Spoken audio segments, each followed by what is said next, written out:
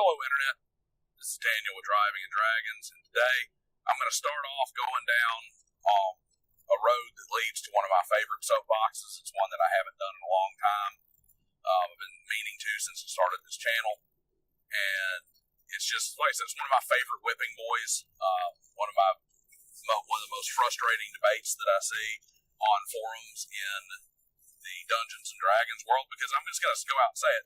This is predominantly a Dungeons and Dragons thing. There's not not every system has it, especially not in the 9-block format. But today I am talking about the classic 3x3 grid alignment system. We're talking lawful, chaotic, neutral, evil, good.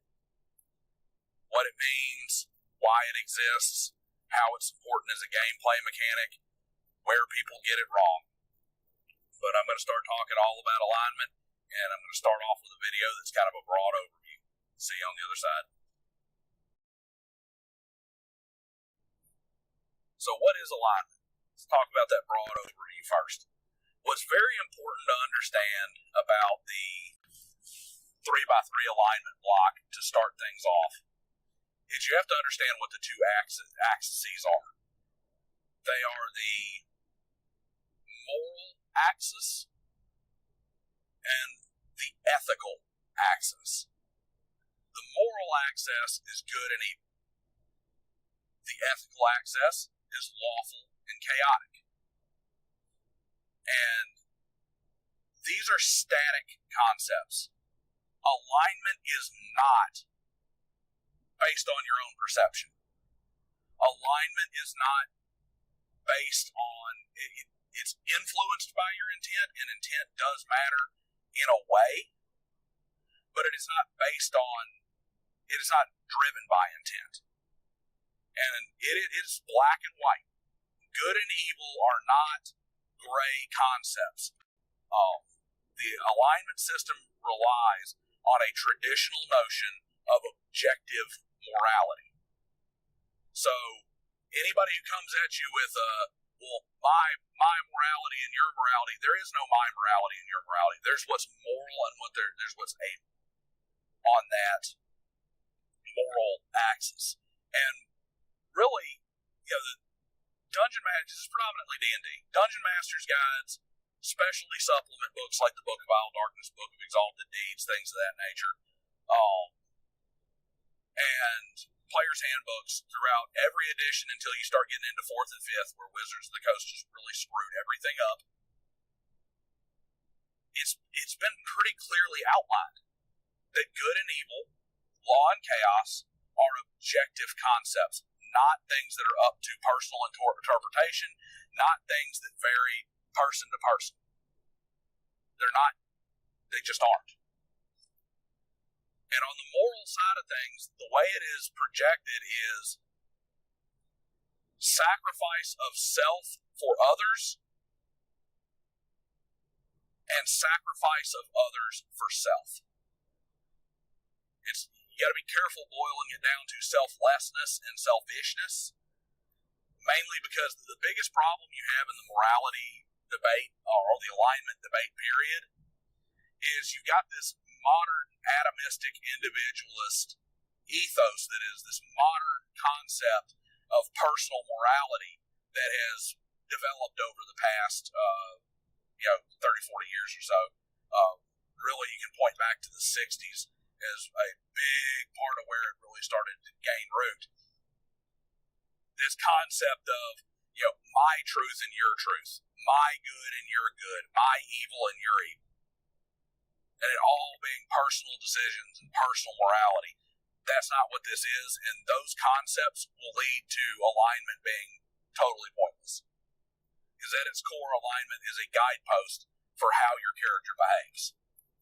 So with good and evil, like I said, selfless and selfish in the fact that on a root level, a good character is someone who will actively work against their own interest to help others. This can be seen as me giving money to the poor. Why is me giving money to the poor at its root a something that would be considered a selfless act or something that's harmful to me. I'm giving up my wealth for no benefit whatsoever other than to make someone else's life better. That is a good act.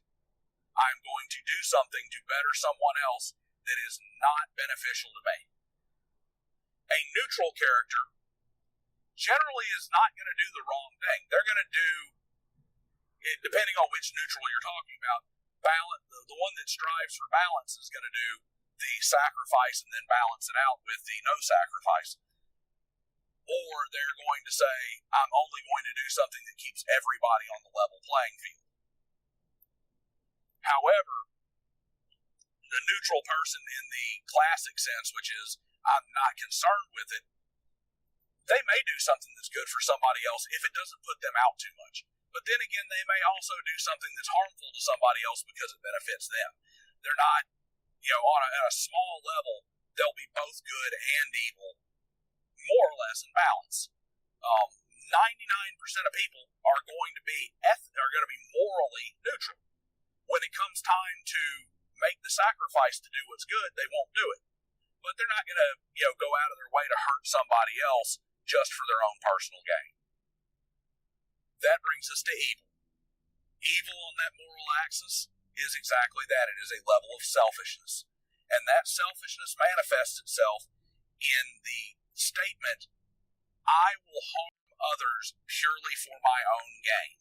I will take the shortest route possible to reach my objective regardless of what it does to others. That is what the concept of evil is. So, an evil character wants money, he'll go take it from somebody else rather than find a way to earn it. A neutral person needs money, and he'll go earn it. A good person needs money, and he'll go earn it or get it one way or another, but when he sees somebody who needs it more, he'll give it to them even though he needs it. That is an easy way to think about it. If there's a guy begging on the street, a good character puts money in his cup. A neutral character walks right past him. An evil character takes his change or cheats him out of his change in some way. Whatever the case may be, the point is the evil character is going to say, what benefits me, and I don't care what it does to others. A neutral character says, I'm going to try and get what I want. And a good character says, even if I have what I want, I'm going to give it to somebody else because that's what's best. Now, the ethical axis, I actually think the ethical axis has a lot more problems in the modern day with this kind of postmodern philosophy that people have come up with in the real world that is just destructive to society to start with. I think it's actually, everybody thinks it's the good and the evil that they struggle with because they want to sit there and say, well, just because your God says it's good, or just because my character thinks good is different than what your character thinks is good. That's not how it works in alignment-based systems. It's not how it works in Dungeons and Dragons.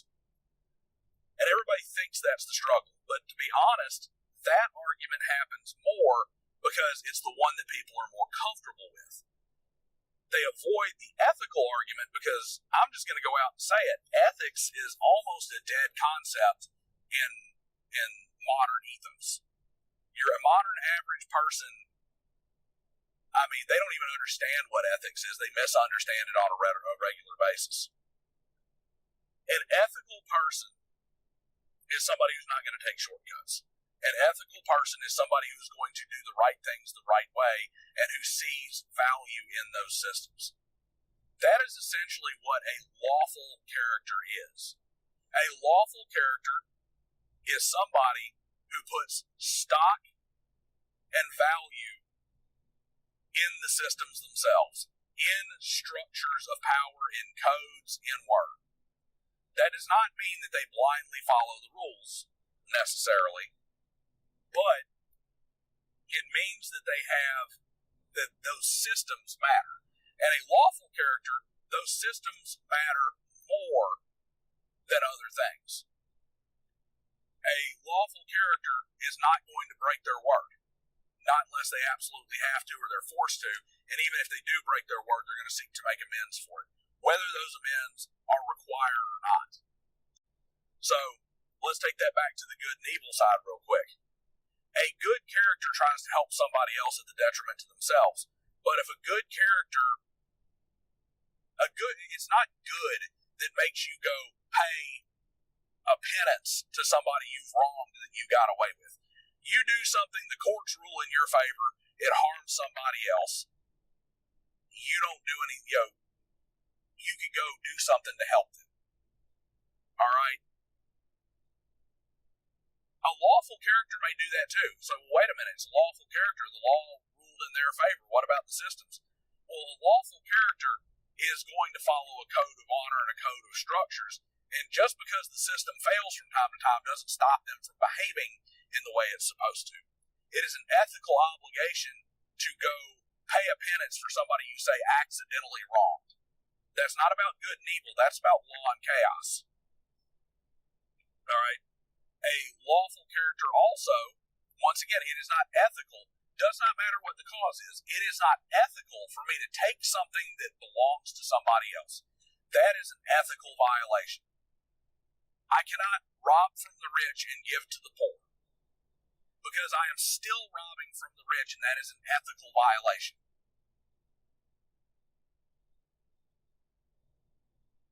And that is what lawful is. They are going to keep their word. They are going to work within the system.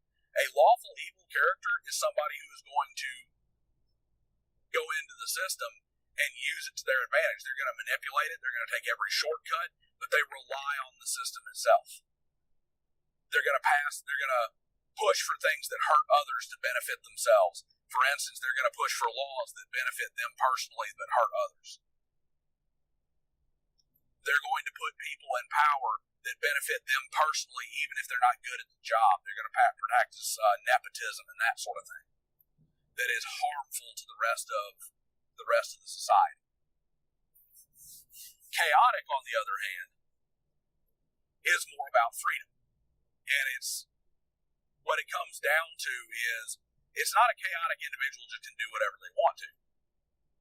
It's that they don't care as long as they get their end. You get a lot of people who are like, oh, chaotic evil is ends justifies the means. No, all chaotic is the ends justify the means. The ends are what make it good or evil. The chaotic part is the means. I don't care what the means are. The means have no restrictions. Your code, I'll break a chaotic good character will straight up lie to you if they think it's if they think it pushes good. They will break their word. They will give their word with no intention of keeping it, as long as what they are doing pursues good. A lawful evil character is inherently more trustworthy than a chaotic good character, because the lawful evil character is doing things for their own gain. They have hidden motives, but they're not shy about it. You know they have hidden motives, but when they give their word, they may monkey paw that word. They may twist it into some bastardized version of it to keep their word to get what they want. They may leave some important parts out, but they'll keep their word. Whereas chaotic good will just lie to your face, steal from you, whatever the case may be, to do the good thing. So you have to separate those ethics and morality. That's the way that system works. The final piece I'm going to say, just kind of an alignment overview to start with before I start doing videos that are more in-depth on the philosophy of alignment, how individual alignments work, how they're supposed to work in game, etc., is this core concept. This is something that so many people get wrong and so many people mess up. Alignment is a 1,000-yard view. It is a barometer by which you guide your character's actions in thought and deed. It is not a straitjacket. It is not something that is used to micromanage every single action.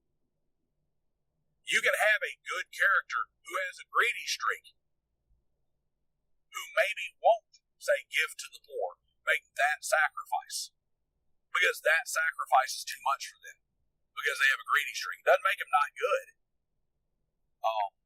You can see this in some of the extremes of different alignments, such as the lawful good character that is an extreme idealist. Dragonlance did this extremely well in their Legendarium when Tracy Hickman and Margaret Weiss were putting together their Legendarium, because they even said it. They're like, it's like, the lawful good characters brought about the Cataclysm because their idealism pushed so far. Their restriction they basically got to the point where they were like, we must restrict the freedom of everyone in order to enforce good on the world. To the point that they wanted to take away free will and eradicate people who use their free will to do wrong, which pushed them past the bounds.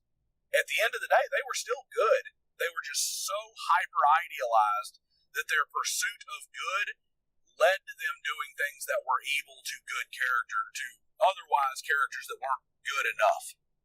It just got to a point where we're going to get rid of all the evil. Well, we're going to get rid of the neutral too, because really, not doing good is still evil. And then we're going to start getting rid of the people who are just not good enough. That extreme idealism happened. And they were very good at showing that. So keep in mind, it is a 1,000-yard view, not an individual action barometer. And when you're guiding your character, it should guide the intent behind decisions that are made and the overall character traits. It should not be something that is being used to browbeat you, and it is not something that should be used as no, you're lawful good, you can't do that. Well, yeah, I can. I can definitely do that. If it becomes a behavior pattern, maybe my alignment changes. And there's a bunch of different systems you can use for that. Some people use a sliding tracker as a DM where they're like, all right, you're starting to get there.